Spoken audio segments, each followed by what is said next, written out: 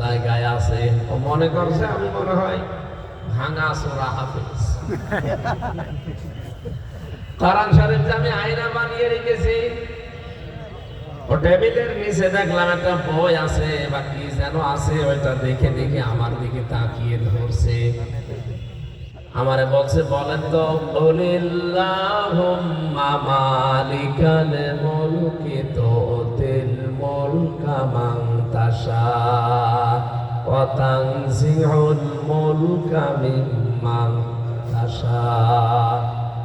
আয়াতটা যদিও এত সুন্দর করে বলতে পারেনি, ভাঙা ভাঙা ওই যে বাংলায় যেভাবে বলে, আমারে বলছে যে আয়াত বললাম এর অর্থ কি, মানে কি? বাংলাটা বললাম যে আল্লাহ যাকে, হে নবী আপনি বলেন, আল্লাহ যাকে চায় ক্ষমতা দান করে, আল্লাহ যাকে চায় ক্ষমতা থেকে নামিয়ে দেয়। ক্ষমতার মালিক কে? এবার আমি আমাকে উল্টা প্রশ্ন করছে, হুজুর তাহলে আপনি যে মসজিদের মেম্বারে বসে বসে কিছু কথা বলেন যেগুলো আমাদের কানে আসে, কোন কথা? আপনি যে বলেন ক্ষমতার উৎস জনগণ, না ক্ষমতার উৎস আল্লাহ, ক্ষমতার উৎস আল্লাহ এটা তো আমরাও মানি, ক্ষমতা দেওয়ার মালিকও আল্লাহ এটাও মানি। আল্লাহ যদি মালিক হয়, শেখ হাসিনাকে যে ক্ষমতা দিয়েছে এটা আল্লাহ দিয়েছে, ওনাকে যদি নামায় আল্লাহ নামাবে। আপনাদের এত উসবিস করার দরকার কি? জিজ্ঞাসা করলাম, স্যার আপনার বাড়ি কোথায়? বলছে গোপালগঞ্জে। আপনি তো বলবেন একেবারে জায়গা মতো বাড়ি আপনার।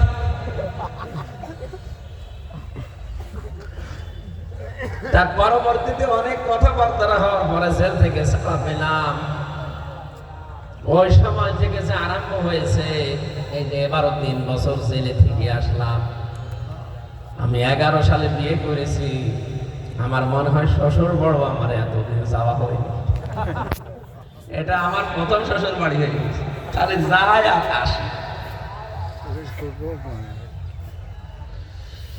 তো ওই দিন ওনারা জিজ্ঞাসা করলাম, মাঝে মাঝে কিছু কিছু মানুষ দেখলাম এসে ওনার টেবিলের নিচে টাকার বান্ডিল। একদিন ঘুষের একটা আয়াত পড়াচ্ছিলাম, লা তাকুলু আমওয়ালাকুম বাইনাকুম বিল বাতিল। হঠাৎ দেখি 10 লাখ টাকা নিয়ে এসেছে একজন। বলছে, স্যার এই টাকাগুলো রাখেন আর আমার ওই মালটা ছেড়ে দিন।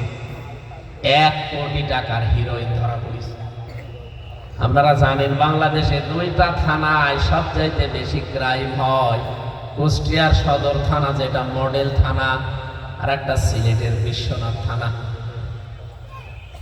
এর পাশে তো দাদা বাবুদের কাজ কারবার আছে, তো মাল সব আসে।